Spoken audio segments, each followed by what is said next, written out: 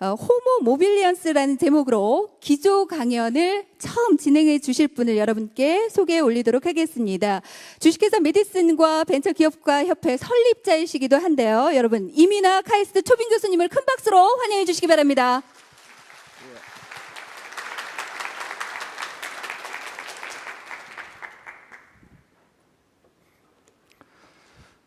여기 계신 분들 중에서 미래에 대해서 생각해 보신 분들이 많겠지만은 제가 아침에 퀴즈 2개만 드리겠습니다. 제가 오다 보니까 제가 쓴 호모 모빌리언스 책을 나눠주게 돼 있더라고요. 그냥 나눠주면 심심하잖아요.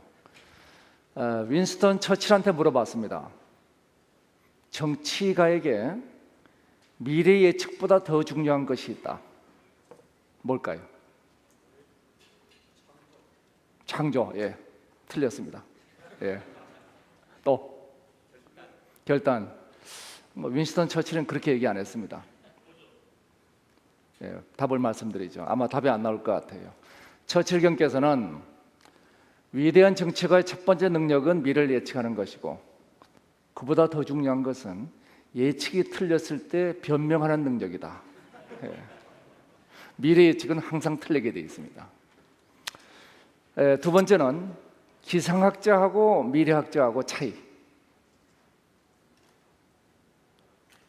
자, 공통점은 항상 예측이 틀린다는 겁니다. 차이점은 미래학자는 틀려도 욕을 안 먹는 겁니다. 오늘 제가 하는 얘기는 전혀 미래에 대해서 보장할 수 없는 얘기입니다. 그러니까 오늘 제가 한 얘기가 틀리더라도 저한테 절대로 책임을 묻지 않으시기 바라면서 얘기를 시작하도록 하죠. 자, 호모 모빌리언스란 단어를 들어보신 분이 계시나요? 없죠? 있어요? 언제 들으셨어요? 책으로요? 그 책을 본 사람도 있네요. 제가 2012년도에 쓴 책인데요. 우선 미래 유망 산업에 대해서 여러 가지 분석하는 자료는 나중에 PDF로 보실 때 보라고 해놓은 내용이고, 오늘 주제는 새로운 플래닛, 우리가 살고 있는 이 세상이 어떻게 변하는가, 인류가 어떻게 진화하는가 문제를 살펴보려고 합니다. 인류가 이제 아시는 것처럼 호모 에렉투스에서 사피언스를 거쳐서 놀이인간 루덴스, 또 디지털 인간 디지쿠스를 거쳐서 새롭게 진화를 하고 있죠. 그 새로운 진화를 이름을 바로 호모 모빌리언스라고 이름을 붙여봤습니다. 기본적인 생각이 이런 거예요. 제가 2001년도에 모바일 폰을 엄청나게 보급되는 걸, 그때는 스마트폰이 없을 때죠, 보고 생각을 해봤어요. 과연 이 세상을 바꾸는 가장 본질적인 힘은 어디 있을까? 그리고 내린 결론이 뭐냐면은 네트워크를 장악하는 세력이 이 세상을 이끌어갔다. 그러면 역사를 놓고 봤을 때 네트워크는 고대의 육상 교역로를 우리가 실크로드라고 얘기하죠. 실크로드를 이끈 인종이 몽골리안 인종이고, 그 얘기에 대해서 굉장히 좋은 책 하나를 소개해 드리겠습니다. 유라시안 네트워크라는 책이에요. 저자는 접니다.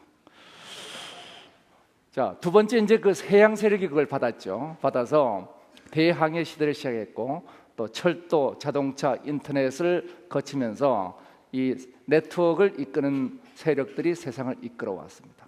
근데 모바일 네트워크가 등장했어요. 이 모바일 네트워크가 어떤 네트워크가 될 것이냐, 제가 내린 결론은 인류가 지금까지 만든 모든 네트워크를 합친 것보다 더 강력한 네트워크가 될 것이다. 이유는 온라인과 오프라인이 결합한 네트워크가 될 것이고, 그 네트워크는, 기존의 네트워크는 인간을 바꾸지 못했습니다. 그런데 이 모바일 네트워크는 인간을 바꿉니다. 지금까지 네트워크는 인간의 도구였어요. 자동차 인간의 도구였고, 인터넷도 인간의 도구에 불과했습니다. 그런데 모바일 네트워크는 인류 자체를 완전히 변모시키고 있습니다. 새로운 차원으로 진화시키고 있습니다. 그 두 가지 진화 방식에 대해서 오늘 얘기 드리고, 이 두 가지를 제가 합친 새로운 인류를 제가 호모 모빌리언스라고 정의를 해보았어요. 조금 그럴듯해 보이기 위해서 이 그림을 하나 집어넣습니다.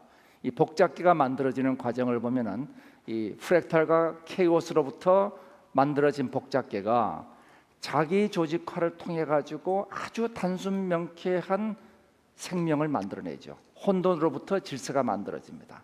이와 같이 새로운 생명이 탄생되는 과정을 보면은 스마트와 소셜이라는 두 개의 새로운 시대의 패러다임이 소위 아바타라는 스마트폰 사이버그를 통한 인류와 또 소셜 네트워크를 통한 집단 인류, 이것이 새로운 인류를 만들어가고 있다. 자, 이게 제 스토리텔링의 요점입니다. 스토리텔링을 우리말로 번역하면은 아시는 분? 야, 이것도 상품이 있습니다. 예, 한번 제가 하는 거 갖다 드리시죠. 자, 스토리텔링을 우리말로 번역하면 구라입니다. 구라. 예. 자, 첫 번째 구라, 이 사이버그, 새로운 진화 코드의 첫 번째입니다. 이건 비교적 쉬운 거예요. 스마트폰이 지금 수많은 산업을 없애고 있죠. 뭐 MP3부터 전자사전, 뭐 이건 없어지는 건 당연한 거고, 더 중요한 거는 우리가 옛날에 지하철을 지하철 탈 때 지하철 앞에서 나눠주는 포커스라든지 이런 수많은 소위 그 찌라시도 다 사라졌습니다. 이런 산업들이 스마트폰이 없애고 있습니다. 기기뿐만 아니라 서비스들을 없애고 있죠. 그러면서 인간은 이제 과거에 슈퍼맨들이 가진 능력을 가지게 됐어요. 투시 능력을 가졌죠. 동시성을 가졌죠. 초감각을 가지고 있죠. 그리고 백과사전에 있는 거는 이미 다 알고 있습니다. 지금 백과사전에 있는 걸 다 아는 친구들을 우리 옛날에 그 친구 천재라고 얘기했어요. 백과사전을 물어보면은 요즘 중학생들은 10초 안에 답을 합니다. 이걸 빨리 하니까. 근데 교수들한테 물어보면은 한 1분 걸려요. 이게 늦어가지고. 어차피 모르긴 마찬가지입니다. 예. 그래서 과거 인류가 가지고 있던 슈퍼맨의 능력을 이제는 여기 계신 모든 분들이 가지게 된 겁니다. 이런 슈퍼맨으로 가는 과정을 보면은 여기 평범한, 오늘 넥타이 색깔이 좀 다르네요. 자, 평범한 인간들이 오감을 가지고 있는데 새로운 육감으로서 스마트폰이 아바타로 힘을 합치게 되면은 완전히 새로운 슈퍼맨이 되죠. 이 사람은 투시 능력을 가지게 되고 동시정을 가지게 되고 그리고 초감각을 가지게 되고 그리고 모든 지식을 가지게 됩니다. 우리가 다시 생각해 봐도 제가 오늘 아침에도 유럽하고 남미하고 동시에 비디오 컨퍼런스를 했습니다. 비용이 얼마 들었죠? 무료죠. 뭐 와이파이 지역에서 무료죠. 어떻게 그런 게 무료가 되는가? 이거 옛날에 이런 동시성이라는 건 가질 수가 없었어요. 초감각이라는 것도 이젠 그 스페인에서 나오는 포도주의 종류를 스마트폰에 어댑터 액세서리를 붙이면 그 포도주의 종류를 맞출 수가 있습니다. 이젠 괜히 내가 뭐 와인을 많이 한다 하고 잘난 척 하시는 분 별 볼일 없게 됐습니다. 예. 이제 누구나 와인의 전문가가 될 수가 있어요. 자, 이래서 인류가 새롭게 진화를 한 거죠. 최초의 인류의 진화는 DNA 돌연변입니다. 그래서 추운 지방에 사는 사람들은 피하 지방이 두꺼워집니다. 더운 지방에 살면은 피하 지방이 얇아지죠. 코가 낮아집니다. 추운 지방에 살면 이제 공기를 데워야 되니까 코가 높아지죠. 근데 DNA 변화에 의한 진화는 시간이 오래 걸려요. 그래서 사람들은 학습을 시작했죠. 이 학습에 의한 진화도 한계에 도달했습니다. 작년도에 이 지구상에 나타난 새로운 정보의 양이 얼마냐? 5제타바이트입니다. 5제타바이트를 우리가 CD롬에 구워서 쭉 쌓아놓으면 얼만큼 쌓을 수 있느냐? 달을 왕복하고 한 번 더 갑니다. 이 어마어마한 정보를 누구도 관리할 수 있는 사람이 없습니다. 이제는 사람 머릿속에 이 세상의 지식을 담아둔다는 것이 불가능한 시대가 됐죠. 이제 지식은 그럼 어디가 있느냐? 지식은 하늘 위에 있죠. 클라우드에 있습니다. 그리고 인간들은 이와 같이 안테나를 하나 가지고 이 안테나를 통해서 클라우드에 있는 지식을 필요할 때 갖다 쓴다. 이래서 사이버그로서 새로운 진화를 시작하게 된 거죠. 지식뿐만 아닙니다. 이제는 오감이 융합하고 있죠. 우리 오감의 제일 첫 번째 융합이 시각의 융합입니다. 아직 이 시각 융합이 초보 중에서도 초보 단계입니다. 우리 스마트폰의 제일 해상도 높은 카메라 해상도가 지금 얼마까지 갔죠? 뭐 1600만 화소 뭐 이 정도 가 있죠. 사람 눈은 한쪽 눈의 해상도가 그거의 10배쯤 됩니다. 예. 그래서 앞으로 어디까지 가야 되느냐? 두 개의 눈에 10배의 해상도. 이렇게 되면은 센서 측면에서는 인간의 능력을 이제 접근하게 되죠. 조만간 가겠죠. 근데 그걸로 끝나는 건 아닙니다. 이와 같이 들어온 센서의 정보들이 사람의 시각 중추에 들어와서 물체를 인식을 하게 되죠. 패턴을 인식하고, 그 시각 중추의 능력이 상실되면은 시각을 회복하더라도 볼 수가 없습니다. 그래서 4세 이전의 시각을 잃은 사람들은 시각을 다시 살려주더라도 물체를 볼 수가 없어요. 그걸로 끝난 게 아니죠. 낮에 길을 가다가 옛날 사귀던 옛날 애인 비슷한 사람을 만났다. 그러면은 사람 머릿속에 생각이 납니다. 아, 그 애인하고 남이섬에 갔던 생각, 남이섬에 갔다가 뭐 어디서 사건에 있었던 생각, 이런 생각들이 계속 연결되죠. 이런 것이 대뇌 연업령에서 만들어집니다. 과거에 있던 수많은 기억들하고 상호 연동을 해나가는 거죠. 참고로 옛날 애인 얘기가 나왔으니까, 옛날 애인이 잘 살면 배가 아프고요, 못 살면은 가슴이 아파요. 찾아오면은 머리가 아픕니다. 예. 자, 이래서 이제 우리가 그 시각 하나만 놓고 보더라도 시각의 센서, 그 다음에 그것을 인지하는 인지 능력, 연합 능력, 이런 것들이 다 결합돼야지 우리 인간의 오감 수준에 적합하게 되죠. 이 방향으로 발전을 하고 있는 겁니다. 이 방향을 향해서 많은 기술들이 개발되고 있는 거죠. 우리 청각도 마찬가지입니다. 우리 사람은 파티에서 수많은 사람들이 떠드는 가운데서도 자기가 얘기하고 싶은 사람하고 대화를 할 수 있습니다. 그런데 스마트폰은 아직 그런 능력이 없죠. 소위 이와 같이 앞으로 가야 될 길이 굉장히 멀지만 확실한 건 뭐냐? 오감이 스마트폰으로 융합되어 들어오고 있다는 겁니다. 이미 전자코, 전자혀, 전자촉각까지 개발되어 있죠. 이제 스마트폰의 화면에서 잡고 있으면은 감각을 전달해 주기 시작했습니다. 자, 그러면 이제 오감이 융합되면서 이제 스마트폰은 인간의 일부분이 되기 시작했습니다. 아침에 이제 목소리를 들어보면은 스마트폰이 주인의 기분을 알 수가 있죠. 그래서 어저께 애인하고 싸웠구나. 그러면은 배경 화면도 발랄하게, 그리고 음악도 멋있게 좀 틀어주자. 주인과 스마트폰이 이제 상호작용을 합니다. 사람의 목소리는 이래요.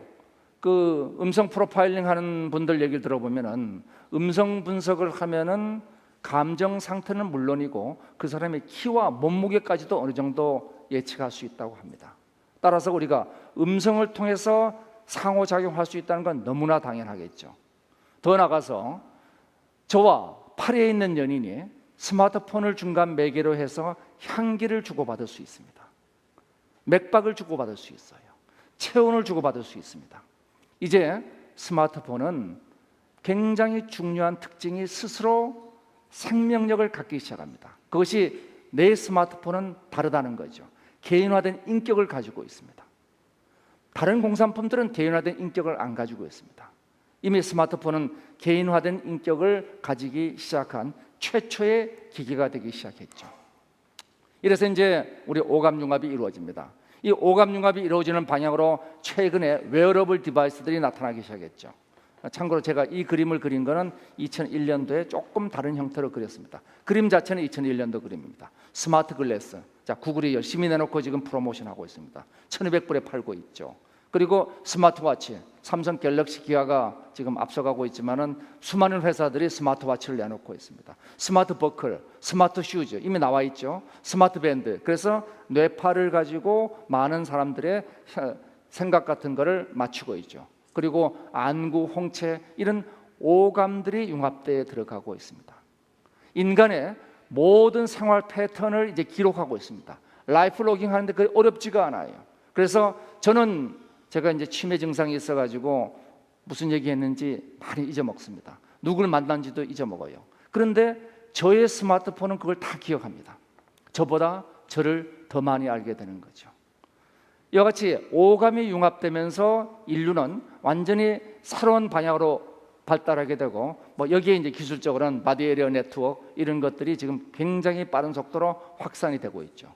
이 바디 에리어 네트워크 혹은 퍼스널 에리어 네트워크가 전체 우리가 와이드 에리어 네트워크하고 결합되고, 차에 타면은 카 에리어 네트워크가 결합되고, 집에 가면 홈 에리어 네트워크가 결합되고, 배에 타면 쉽 에리어 네트워크하고 결합되고, 모든 네트워크가 융합되기 시작합니다. 이 모든 네트워크가 오감으로 융합되는 것을 우리가 IoT의 세상이라고 얘기를 할 수가 있는 거죠. 쉽게 생각하면 이렇습니다. 이제 인류는 과거 슈퍼맨들이 가졌던 능력을 모든 개인들이 가지게 됐습니다. 그리고 그들이 갖고 있는 초감각, 초지식은 어디에 있느냐? 개개인의 개체 안에 있는 게 아니라 바깥에 존재하게 됩니다.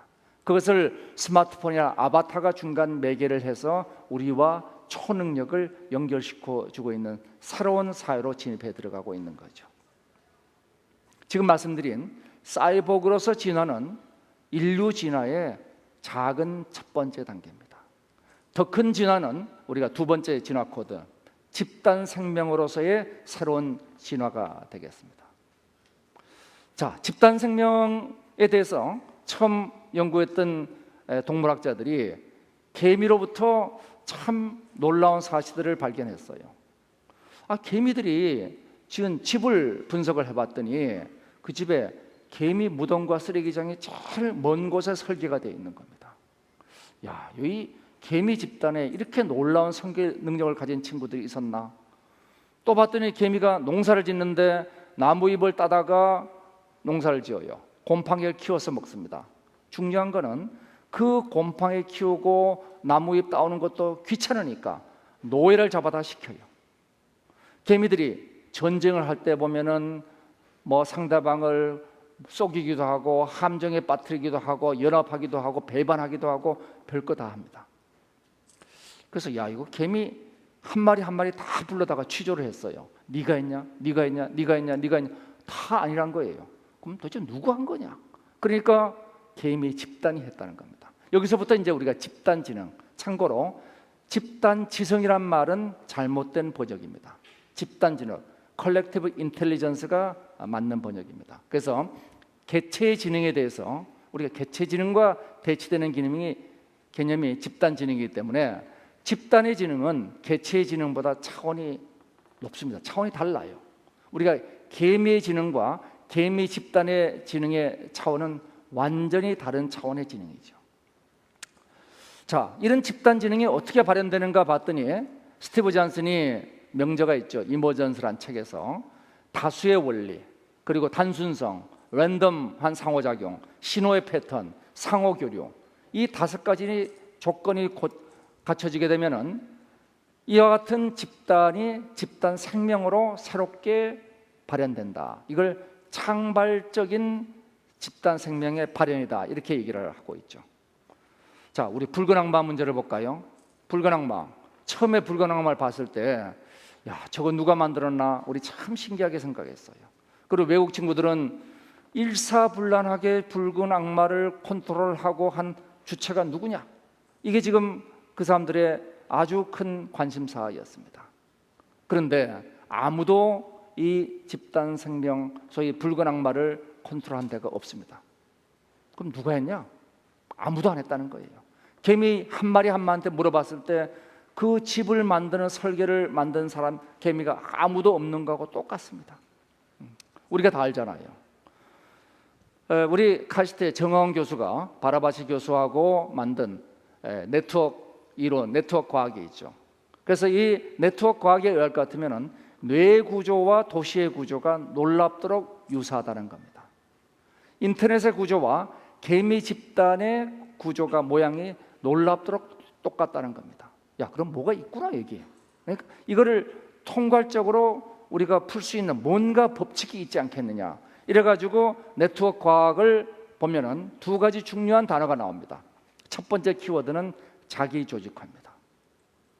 자기 조직화라.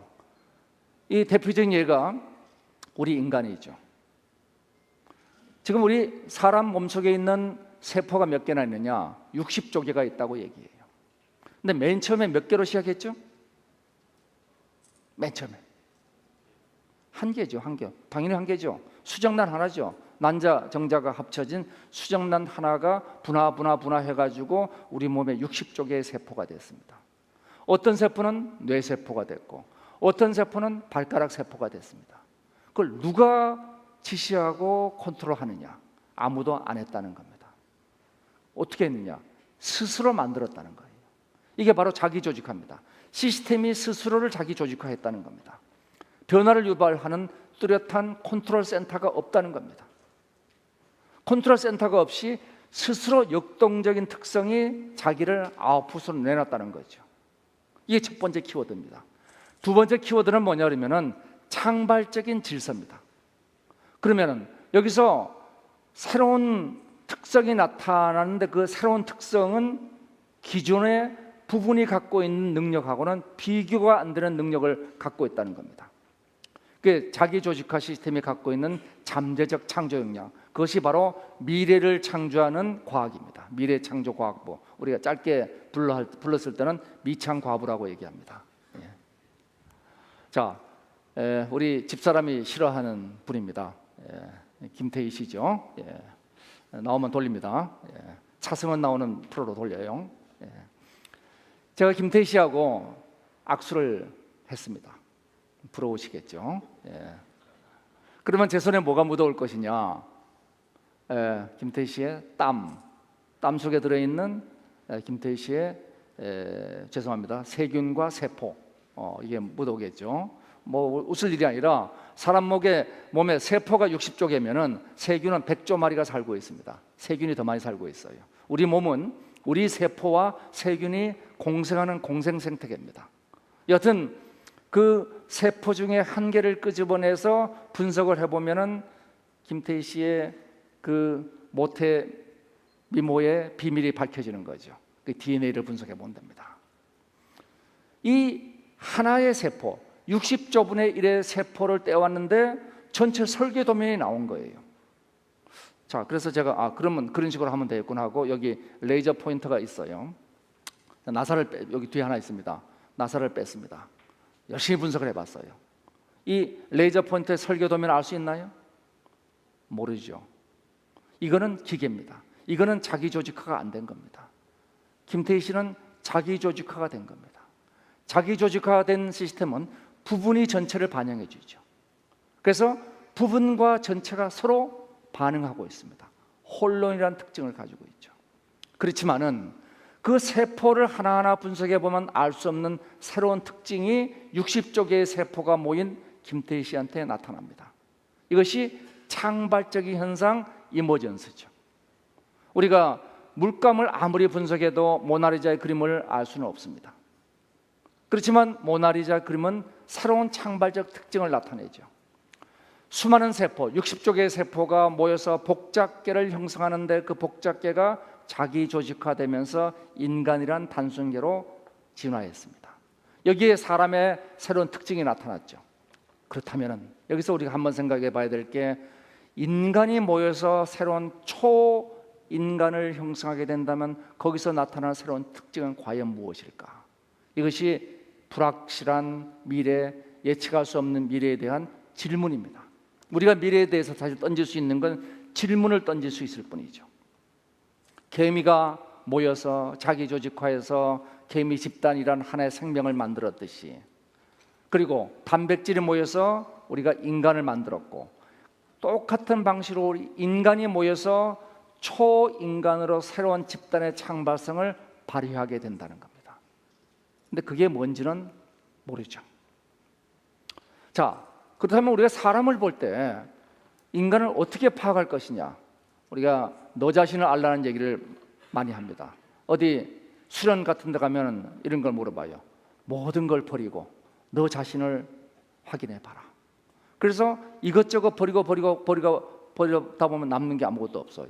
양파 껍질 깐 거하고 똑같습니다. 그럼 나는 없는 거구나 생각하고 그때부터 실망에 빠져요. 근데 사실은 인간은 네트워크 그 자체입니다. 그래서 이제는 인간이 과거보다 어마어마하게 네트워크가 강화되고 있죠. 이 네트워크가 강화되고 있는 것이 과연 개인의 소멸이냐 혹은 개인의 확장이냐, 판단은 여러분의 몫입니다. 확장인 동시에 소멸입니다. 우리가 두 가지 특성을 다 갖고 있는 새로운 네트워크 인간이 등장하고 있는 거죠. 우리가 한 사람을 볼 때 그 사람 한 명만 판단해 가지고 그 사람을 알 수 있느냐? 불가능한 겁니다.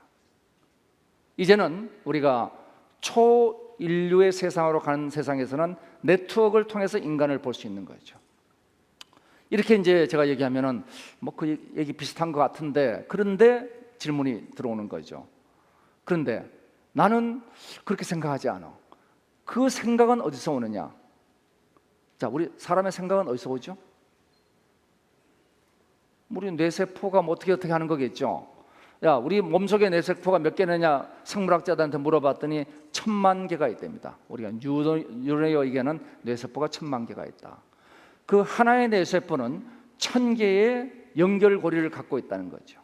소위 시냅스라는 겁니다. 그래서 1000억 개의 뉴런이 각각 1000개의 시냅스를 갖고 있으니까 전체적으로 100조 개의 연결고리들을 갖고 있습니다. 그 연결이 어떻게 되느냐에 따라서 어떤 사람은 진보주의자가 되고 어떤 사람은 보수주의자가 되는 겁니다. 생각은 뭐냐? 생각은 뇌의 네트워크에서 생각이 발생하게 되죠. 생각은 네트워크입니다. 그렇다면은 이 시냅스가 성장하는 과정을 보면 출생할 때는 거의 연결이 없죠. 그러다가 이제 성장 과정에선 과잉 연결이 되고 그다음 성년이 되면은 불필요한 걸 제거하게 됩니다. 우리가 보면 어릴 때 기억들이 많이 없습니다. 그게 불필요한 것들 다 제거해 버리죠. 예. 자, 그렇다면은 생각은 네트워크라면은 이제 네트워크 인간에서 우리 생각은 어디에 존재하게 되는가? 우리 뇌 속에만 존재하게 될 것인가? 아니라는 거죠. 자기 속의 뇌에 강한 연결 말고도 외부의 뇌와 약한 연결들을 가지고 있습니다. 그런 약한 연결이 뭐를 만들어내느냐? 미래 창조를 만들어냅니다. 창조성은 약한 연결에서 나옵니다. 강한 연결은 맨날 그 나물에 그 밥이에요. 그래서 늘 만나던 사람끼리 만나게 되면은 우리가 남이가 하고 뭐 서로가 기분은 좋은데 새로운 건 안 나옵니다. 새로운 거는 미지의 세계로 들어가면서 새로운 게 나오게 되죠. 이래서 이제는 소위 네트워크 인간으로 돌입해 들어가면서 집단 지능의 시대가 들어오게 됩니다. 집단 창조성의 시대가 들어옵니다. 과거에 내 혼자 생각한 데서 발생하는 창조성은 약한 연결의 부족으로 창조성이 강하지가 않습니다. 이제는 약한 연결들이 왕성하게 연결되기 시작하면서 이것이 창조성을 만들어내기 시작하죠. 그래서 지식이 상상력, 직관, 통찰을 거쳐서 새로운 공간으로 이동하는 이 과정에서 우리가 창조성이 발현되는 집단 창조성과 초연결의 공간으로 우리가 들어가죠. 그림을 그려보면 이런 그림이 될 겁니다. 모든 개인은 스마트폰을 아바타로 삼습니다. 이 스마트폰을 아바타로 삼은 소위 사이보그로서의 인간들이, 슈퍼맨들이 다시 집단화되기 시작합니다. 개인은 집단 속에 들어가고 집단의 정보는 개인 속으로 들어옵니다. 제가 밤에 출출할 때는 우리 전지현이 먹던 치맥을 시켜 먹습니다. 그럴 때 쓰는 거는 스마트폰을 꺼내죠. 배달의 민족을 부릅니다. 즉각 날라옵니다. 대한민국 이런 방면에서 최고죠. 자, 이래서 우리가 도시 전체에 어디에 무슨 가게가 있는지 제가 압니다. 여기 올 때 차를 몰고 올 때도 내비게이터를 통해서 보면 주변에 뭐 있는지 다 보이는 거죠. 도시가 제 주머니 속에 들어와 있어요. 동시에 저는 이 도시 속에 들어갑니다. 부분과 전체가 합쳐지죠. 이런 혼론의 세상으로 우리가 들어가게 되는 것이 두 번째 변화입니다. 이 세상은 어떤 세상이냐? 마치도 아바타에 나오는 판도라 행성과 같이 판도라 행성에서는 모든 나무들이 상호 연결되어 있었습니다. 이제는 모든 인간들이 스마트폰 아바타를 통해서 상호 연결되어 있는 세상으로 들어가는 거죠. 이런 세상 이름을 스마트 월드라고 이름 붙여보았습니다. 호모 모빌리언스가 사는 세상이죠. 이런 새로운 혁명에 대해서 저 말고도 이 IT 삼국지를 이끌어 가시는 분들이 다 거대한 변화가 올 것이라고 얘기했습니다. 대체로 10배 이상의 규모가 올 것이다. 넘어가겠습니다. 그래서 아바타 행성과 같이 우리는 개인이 아바타를 중심으로 집단화되는 호모 모빌리언스가 되면서 여기서 나타나는 대표적인 단어가 뭐냐면 소셜이라는 단어입니다. 이제는 집단 인류가 새롭게 움직이는 그러한 키워드가 발생하죠. 소셜 커머스가 나오고 소셜 러닝이 나오고 소셜 멘토링이 나오고 소셜 펀딩이 나오고 이제는 이런 소셜이라는 단어가 나오는 것들이 뭐냐면 인간이 집단화를 시작한 겁니다. 그러면서 천지인이 통합되기 시작했습니다. 하늘의 얘기, 시간이 통합되고 땅의 얘기, 공간이 통합되고 그리고 인간이 통합되는 겁니다. 우선 시간이 통합되는 것이 N스크린, IT의 통합이죠. 이 IT가 통합되려면 N스크린이 되려면 당연히 그 컨텐츠는 클라우드에 가 있어야 됩니다. 그러면서 이것이 웹 3.0으로 연동이 돼야 되죠. 그러면서 이 연결은 시임리스 커넥션이 되죠. 내가 PC 앞에서 보다가 크롬캐스트로 보다가 이 TV 앞으로 오면은 크롬캐스트를 통해서 바로 제가 움직이는 걸 감지해서 화면이 이동을 해주게 됩니다. 자, 이와 같이 모든 것이 결합되면서 이제 공간이 인간과 결합하죠. 그래서 인간이 공간과 결합하는 새로운 LBS의 수많은 서비스들이 어마어마한 서비스들이 등장하고 있습니다. 우리는 어디 있느냐? 내가 있는 위치를 보고 여기 있는 현대백화점이 저한테 푸시 서비스로 뭔가 알려옵니다. 지금 빨리 10분 안에 달려오면 뭐 싸게 줄게. 인간 생활에 필요한 게 꼭 필요한 게 돈이죠. 돈이란 뭐냐? 이거 정의할 수 있는 사람 별로 없을 거예요. 돈은 참 정의하기 어렵습니다. 돈은 신뢰가 있는 숫자의 교환이에요. 자, 그러면은 신뢰와 숫자와 교환이란 세 가지 요소를 100% 만족하는 가장 좋은 대안이 스마트폰입니다. 그걸 통해서 우리가 신뢰의 문제는 단순히 암호 보안뿐만 아니라 생체 인증, 수많은 공인인증서 빼고요. 예. 자, 그래서 이와 같이 우리가 새로운 형태의 돈들이 등장을 하게 되죠. NFC는 인간과 사물을 결합시켜주고 있습니다. 사람이 열려라 참깨 그러면은 뭐 열려야지 우리가 뭐 될 텐데 열리지가 않잖아요. 그 열리는 중간 매개체를 우리가 IoT가 해주고 있는 거죠. 스마트폰은 미디어와 결합합니다. 이제는 모든 미디어들이 스마트폰을 통해서 동형 멀티미디어로 바뀌어 나가죠. 바벨탑이 무너졌어요. 언어가 분화되면서. 근데 새로운 바벨탑이 생기죠. 언어가 통합되면서. 이제는 언어들이 상호 통합돼서 움직이는 속도가 어마어마하게 빨라지고 있습니다. 트위터는 굉장히 간단해졌고, 여기 뭐 일본 야후 재팬이죠. 제가 일본 말을 할지 모르지만 여기 있는 내용은 대충 보고 다 이해를 하고 뭔가 다 찾아봅니다. 이건 구글 자동 번역을 깔아놓고 바로 한 거죠. 지금은 굉장히 초보적이지만 중요한 건 굉장히 빠른 속도로 발전을 하고 있다는 거죠. 소셜 네트워크의 시대가 바로 도래하고 있는 겁니다. 수많은 종류의 소셜 네트워크들이 등장하고 있습니다. 이 수많은 소셜 네트워크가 등장한다는 건 뭐냐? 인간이 다중인격을 당연히 가지게 된다는 겁니다. 과거 우리가 오프라인의 세상에서는 이중인격도 나쁜 놈이라 했습니다. 근데 이제 온라인의 소셜 네트워크에서는 다중인격이 너무나도 당연합니다. 어떤 사이트에서는 젠틀맨이, 그 다음에서는 그야말로 아주 강력한 사람으로 바뀌게 되고 젠더를 바꿀 수도 있습니다. 캠퍼스가 통합되죠. 이제는 구역으로서, 공간으로서 캠퍼스 공간을 떠나고 있습니다. 병원은 또 병원의 영역이 이제는 열리고 있죠. 한국을 빼놓고. 자, 스마트 워크, 뭐 당연히 이제 활성화되고 있죠. 이제 도시는 스마트 도로, 스마트 빌딩, 스마트 식당, 스마트 학교를 통해 가지고 모든 도시의 공간은 개인의 상상력, 통찰력 이런 것들이 역동적인 관계를 맺는 스마트한 공간으로 바뀌어 들어가고 있습니다. 그런데 아직까지 우리가 이 현실이 가상으로 들어가는 일들을 해봤는데 가상에서 현실로 나오는 일들은 별로 안 해봤어요.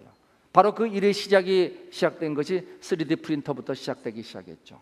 우리 신발부터 시작해서 온갖 부품들을 이제 만들기 시작했습니다. 이 스케일이 나노 스케일로 만들어지는 건 알고 계실 겁니다. 이런 차세대를 이끌어가는 주요 기술들이 이제 혁신 기술들이 이제는 오프라인의 혁명으로 날상하고 있죠. 그래서 리얼 프로슈머의 시대가 조만간 다가올 것이다. 자, 그러면서 3D 프린팅의 에코시스템들이 만들어지죠. 내가 디자인 일일이 할 필요가 없죠. 우리가 앱스토어를 하듯이 남들이 디자인한 것들을 갖다 쓸 수가 있죠. 자, 이렇게 우리 3D 프린팅이 에코시스템 만들어지면서 이제 세상은 어디로 가느냐? 현실과 가상이 융합하는 세상으로 들어가게 되죠. 네, 중간에 좀 보기 좋은 그림 하나 넣습니다. 우리 소녀시대를 제가 데려오겠다. 그러면 이제 이수만 사장이 열받죠. 아니, 그 소녀시대를 데려가면 우리는 어떡하냐. 왜냐? 오프라인 세상의 소녀시대는 공유가 불가능하기 때문에. 근데 제가 소녀시대의 동영상을 스마트폰을 통해서 유튜브로 다운받아서 보겠다. 아, 이수만 사장이 그러면 박수를 치죠. 열심히 봐라. 주변에도 열심히 보게 해라. 뭐가 차이가 있느냐? 바로 공유의 세상과 소유의 세상의 차이가 있죠. 물리적 세상은 원자로 구성되어 있습니다. 원자로 구성되는 물리적 세상은 소유가 원칙이고 공유가 불가능하죠. 성장은 한계에 부딪혀 있고 여기선 자원이 한계에 부딪혀 있습니다. 그렇지만 비트로 구성된 가상의 세상은 기본적으로 공유를 해야 되고 소유를 하면 비극입니다. 나 혼자 소녀시대 유튜브 혼자 보겠다, 이건 비극이죠. 그리고 녹색 성장이 가능하고 경영 경제와 관계가 자원보다 중요한 시대가 되는 거죠. 이 물리의 세상과 가상의 세상이 이제는 통합되는 것이 우리가 앞으로 만들어갈 새로운 세상이죠. 통합의 이제 중심에 서 있는 것 중에 하나가 3D 프린터가 있죠. 자, 여기 있는 이 사진들의 공통점이 다 3D 프린터로 만들었다는 겁니다. 남자분들은 잘 모르실 거예요. 빅토리아 시크릿의 속옷 아시는 분이 별로 없죠. 여성분은 다 아실 겁니다.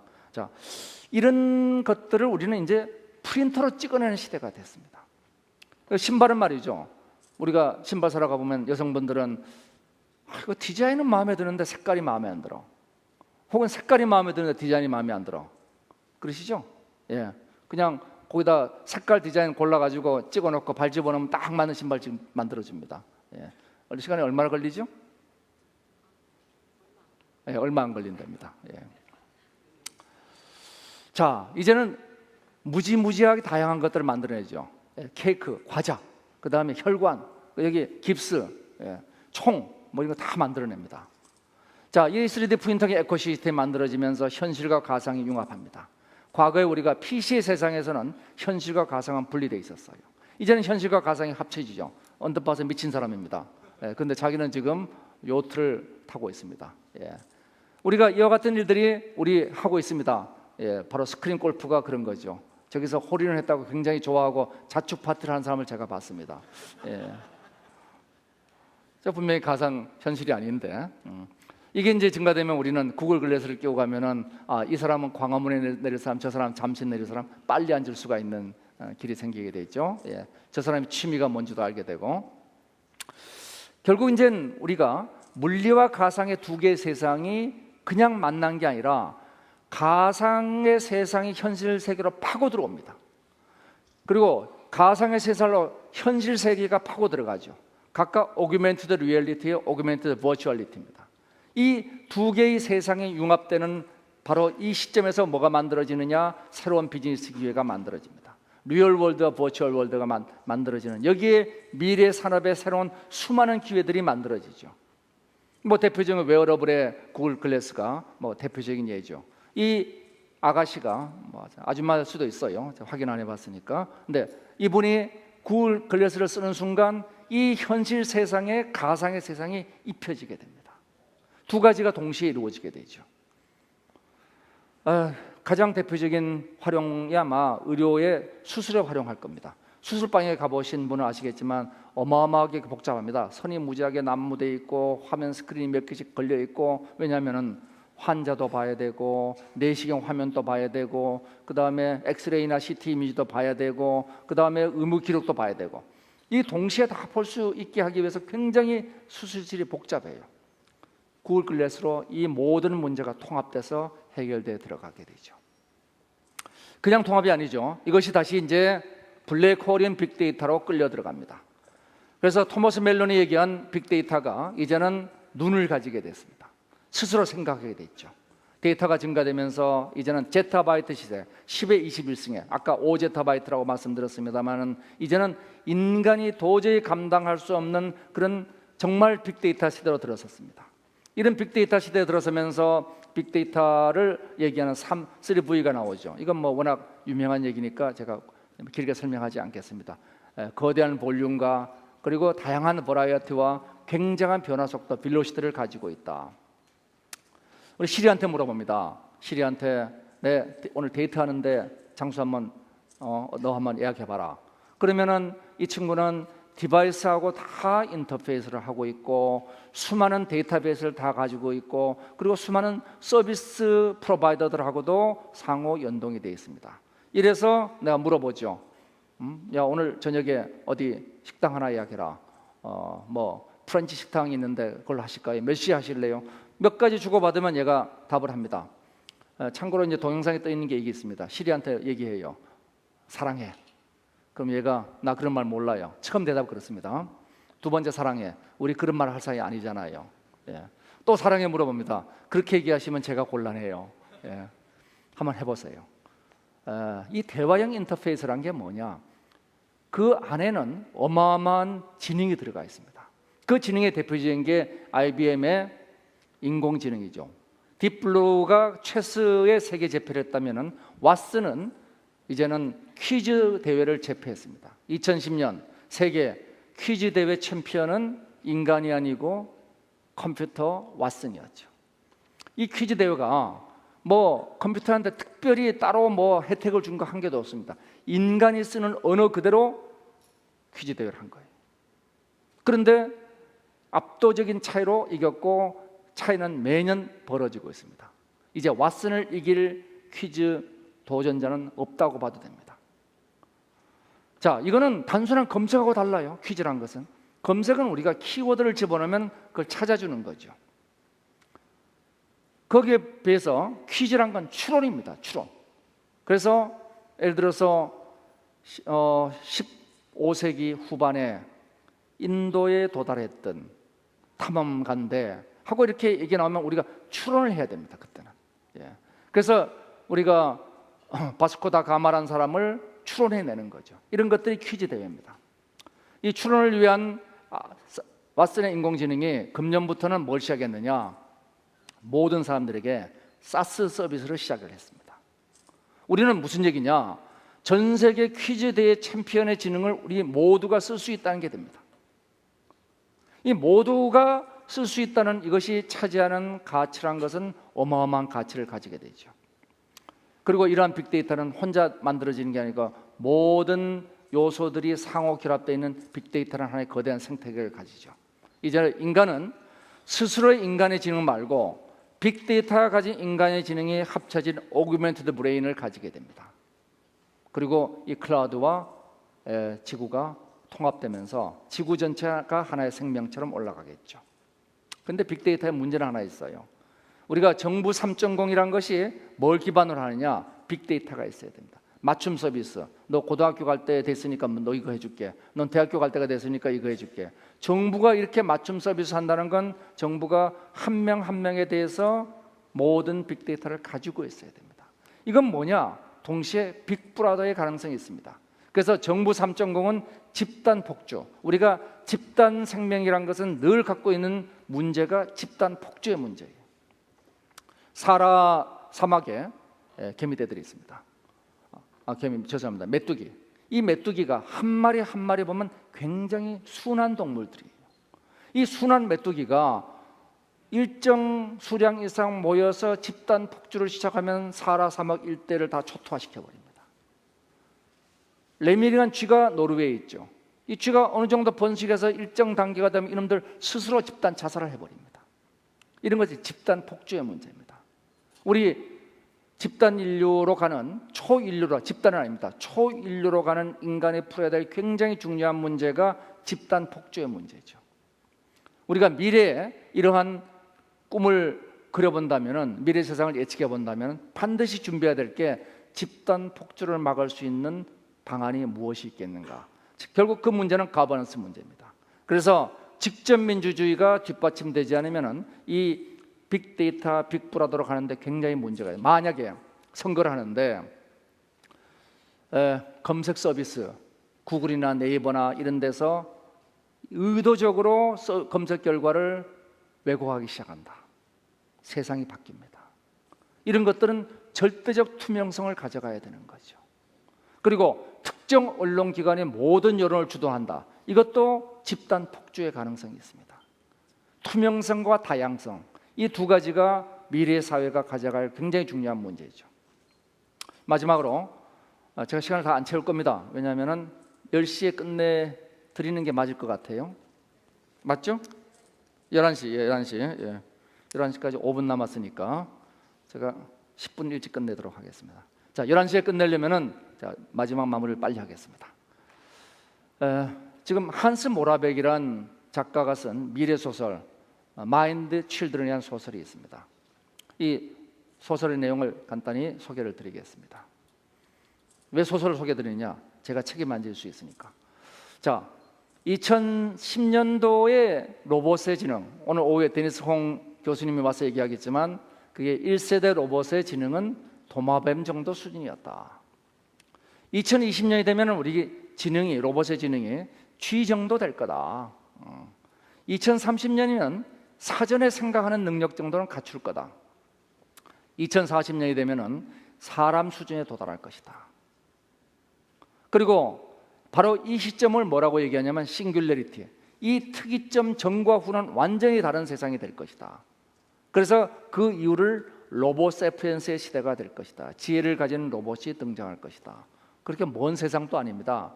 2040년, 뭐 지금부터 25년 후밖에 안 되죠. 자, 그러면은 우리가 이러한 미래 예측을 받아들인다면은, 미래 예측은 늘 틀릴 수 있습니다만 받아들인다면은 우리는 세 개의 시나리오를 가지게 됩니다.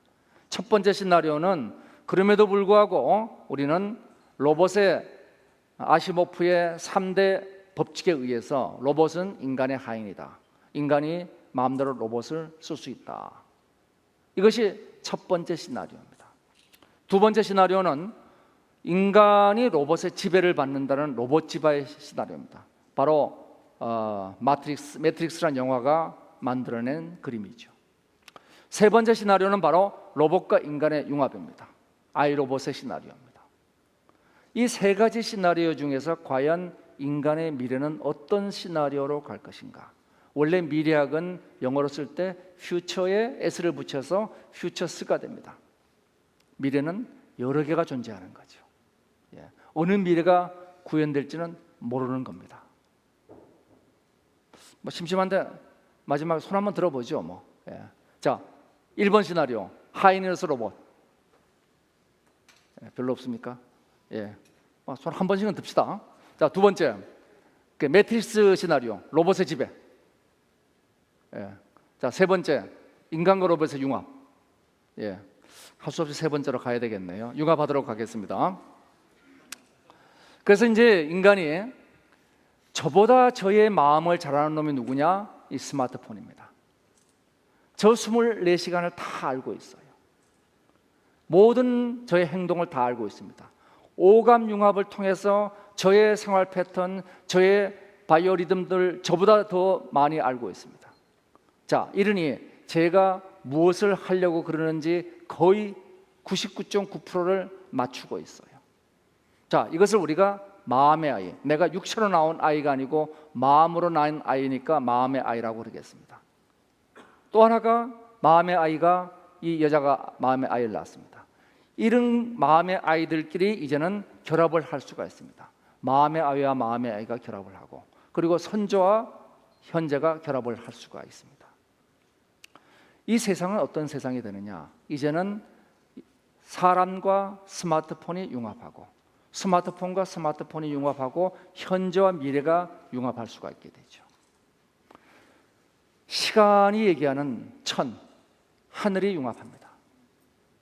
이제는 시간의 개념이 사라졌습니다. 우리가 정도전 드라마를 뒤에서부터 볼 수도 있어요. 중간에서부터 볼 수도 있습니다. 우리가 시간을 내 마음대로 뒤섞어 버릴 수가 있어요. 땅의 한계를 우리가 넘어서고 있죠. 내가 어디 있든 간에 관계없이 이 세상에 있는 사람들과 대화를 할 수 있습니다. 그 사람이 아프리카에 있어도 좋고 그 사람이 프랑스 파리에 있어도 좋습니다.